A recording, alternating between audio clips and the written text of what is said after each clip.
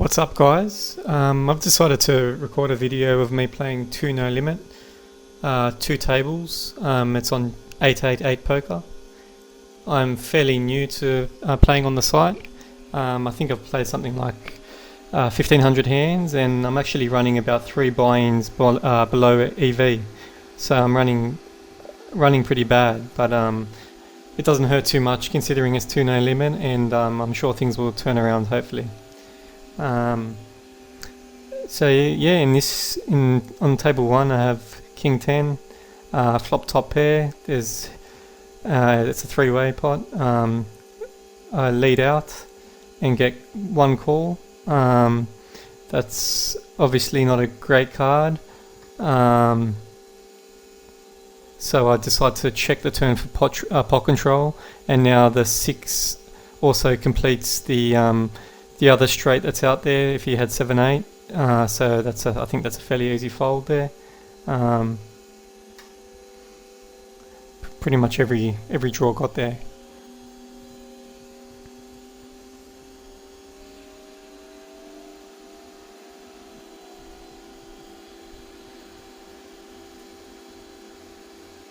Okay, so in this hand I've got the flush draw to the nut flush.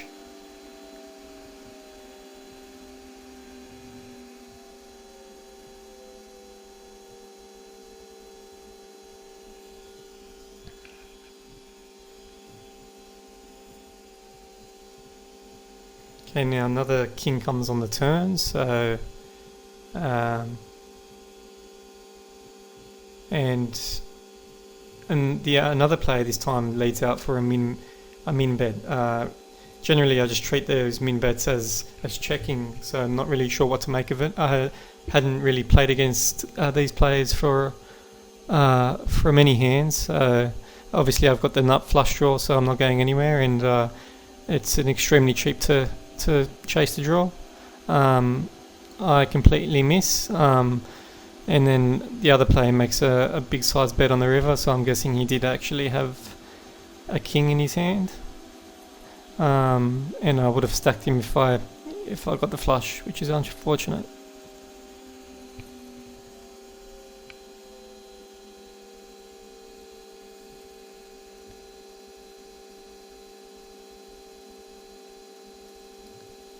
Okay, this short stacker, I hit second pair. I do recall playing against this particular player in previous hands, and I do recall him being fairly tight, even though it was a short stacker, which they tend to be pretty terrible players. I don't recall him playing too many hands. He seems a fairly tight short stacker, so I'm just going to give him credit for a queen in that spot. It is possible he's just leading out with a jack in his hand, but I felt like he just had the queen in that spot. Okay, these ace rags are obviously not great hands. Quite often you're dominated, but I don't mind playing them even when they're not suited. When you have position, especially in low limit games where players are generally going to pay you off because they're not very good. So, but obviously you don't want to get attached to your hand when you flop the ace and passive players show a lot of strength. Okay, and on table 2 I flop 2 pair on the flop, bet the flop, bet the turn. He check calls both streets, and then I get counterfeited. But considering the way the hand went down, he didn't actually. He check called the flop, so it's fairly unlikely he's actually got an 8 in his hand, or even a 5. I'm fairly sure he would just bet those hands. So it just really feels like he's got to be on some kind of draw. So even though I was counterfeited, it just it reeks of him being on a misdraw. Perhaps like an ace-high hand that he's turning into a bluff. So even though I got counterfeited, I felt like I had the best hand in that spot and call.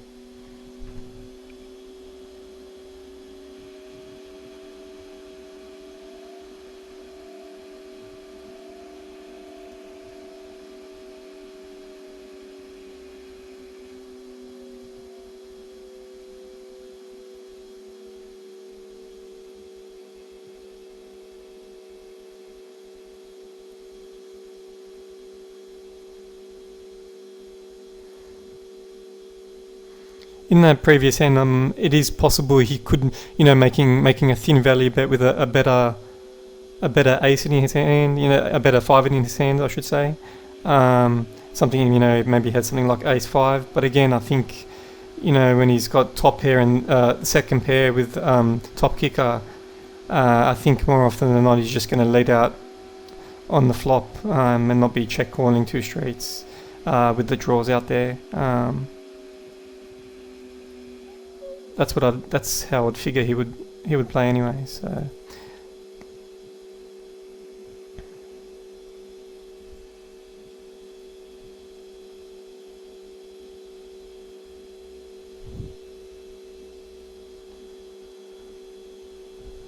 Okay, so on table 2 I have the third pair. It gets checked around. It's in a three-way pot. The 5 changes absolutely nothing if someone's got a straight. They would have had it on the flop. So I just bet half pot, thinking I've probably got the best hand because another player would have bet. I'm thinking he's probably got a 5 when he calls, maybe ace high. But he's on the button, he probably would have raised aces, but I'm thinking he's probably got a 5, but I just decide to check back on the river and take it down.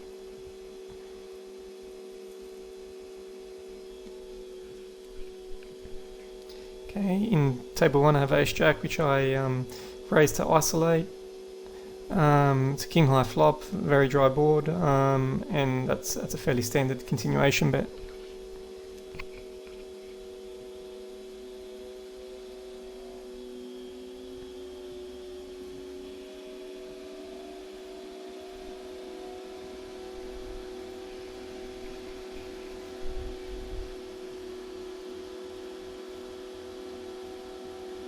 Yeah, even though I haven't been running the best, it is, I haven't played a huge number of hands yet, but I really do like the software of 888 Poker. So yeah, I'm sure I'm going to stick around on the site. Apparently the games are fairly juicy because a lot of players from the casino head over to the cash game tables, so yeah.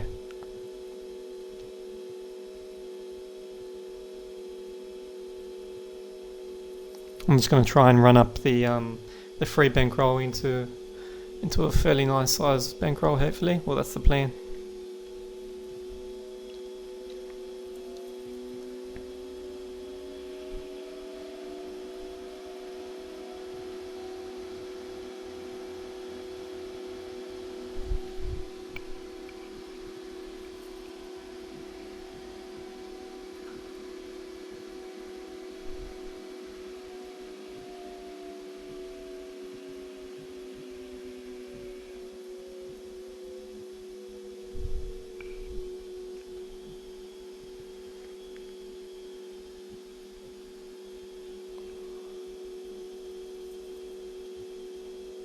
The main game I've actually play is usually 25 no limit, 6 max. And one thing I have noticed is I haven't really played a ton of 2 no limit. It does seem, and it's not really surprising really, but the games do seem a lot more passive. It's a lot less 3 betting and 4 betting. So you are going to tend to give, when players do it, you're going to give them credit more often than not.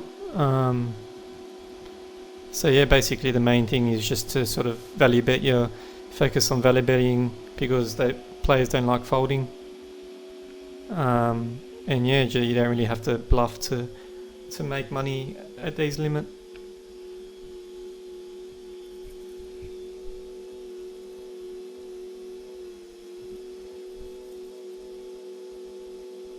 And you can speculate a bit more, if you're going to get paid off, especially when you're in position.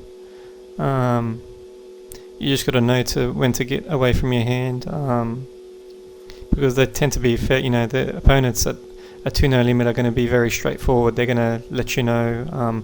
They're not going to be doing these elaborate bluffs, and they're generally not going to be too tricky. So. it's fairly obvious when you're beat, and especially when you're in position, you have the benefit of acting last. So.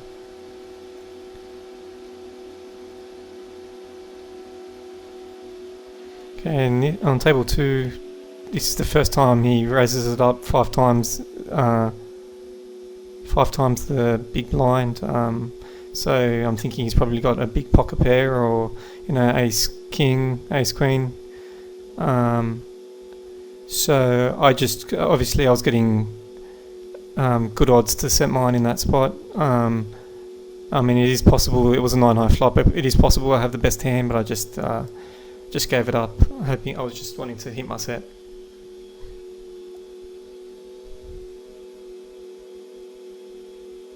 I mean, even if you call, if you believe you've got the best hand, there are just so many turn cards that you're not gonna like. So you got to have a plan for the hands. It's not just a case of calling because you feel like you've got the best hand. You got to. It's it's just gonna put you in tough spots later on in the hand.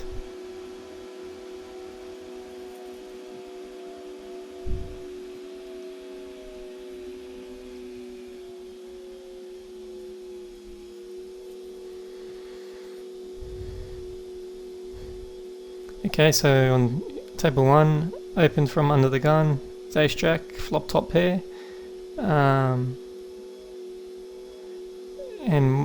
the caller from the blinds leads out, which you'd be doing with any ace, perhaps even a 10, just seeing where he's at, and he makes like a pot size bet on the turn.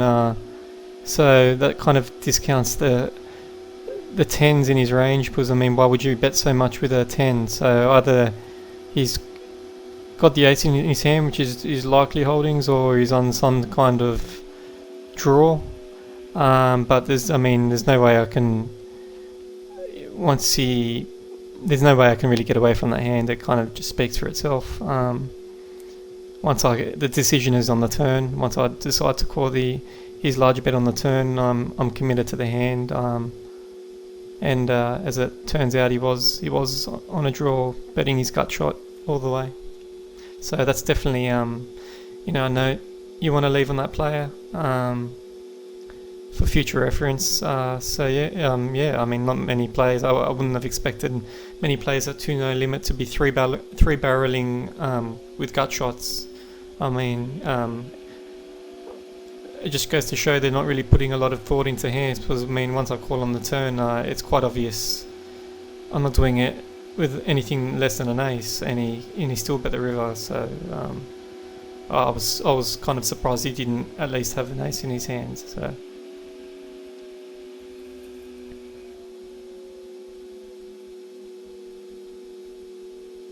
And this same player had actually limped in with queen, with queens I'd seen him previously. So even though I thought he just seems to be a bit of a tricky player that likes to take odd lines.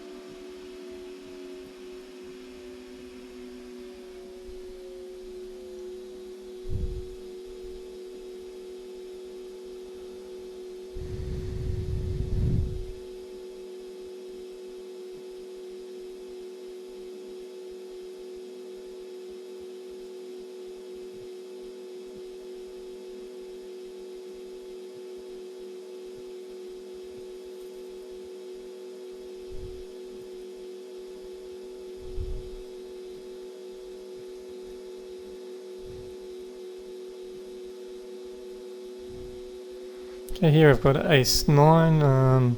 I mean, I probably could have just isolated him in that spot. I mean the cutoff. I probably should have just raised there. Not sure why I didn't really. But he does, like I said, it does seem like a bit of a tricky player. I don't want to raise and then have him sort of do something crazy because I can't really sort of commit to the hand with ace nine. So.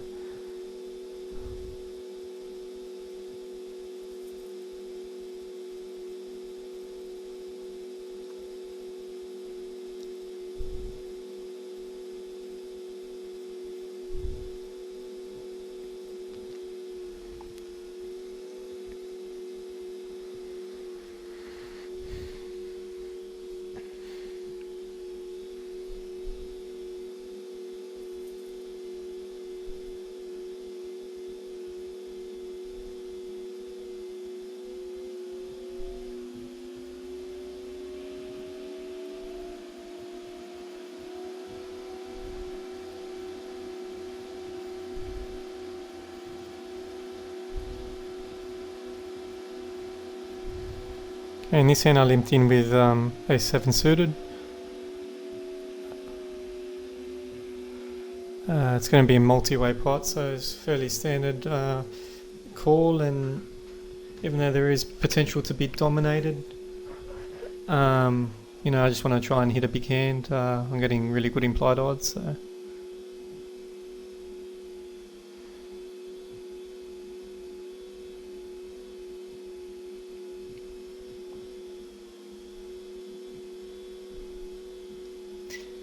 This hand on table 2 I limped in with Queen Jack. Hit second pair, didn't feel like anyone had an ace, so I'm betting for value here. And as I remember, everyone just folded.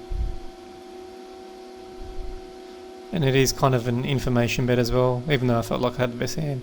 If you get raised in that spot, I don't think it's rarely a bluff, so, and they've likely got the ace, so just it's easy to get away from the hand.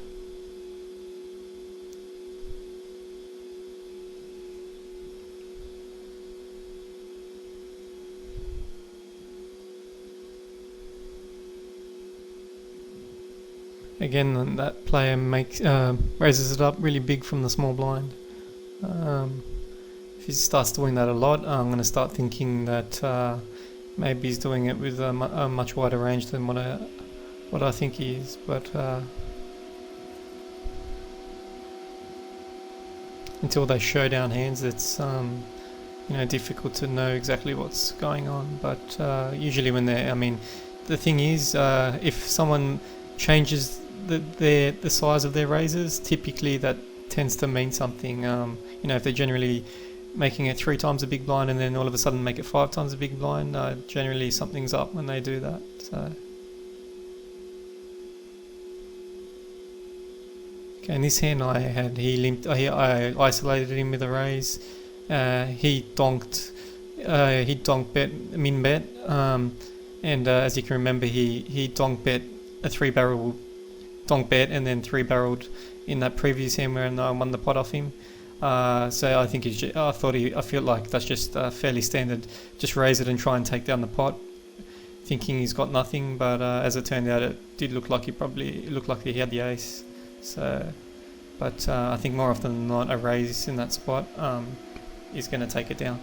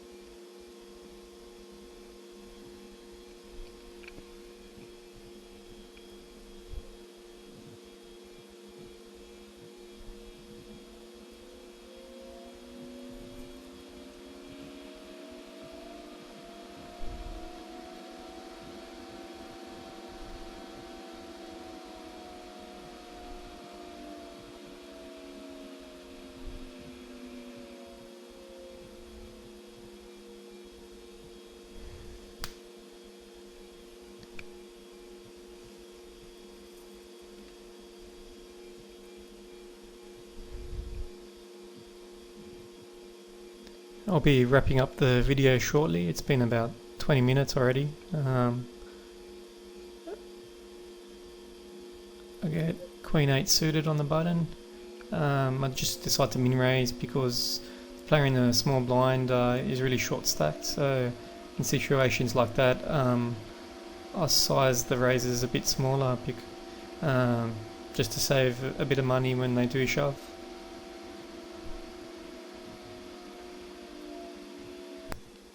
Okay, so that wraps up the video. It was a decent session where I won a bit more than half a buy-in, I think. Thanks, and I hope you enjoyed the video.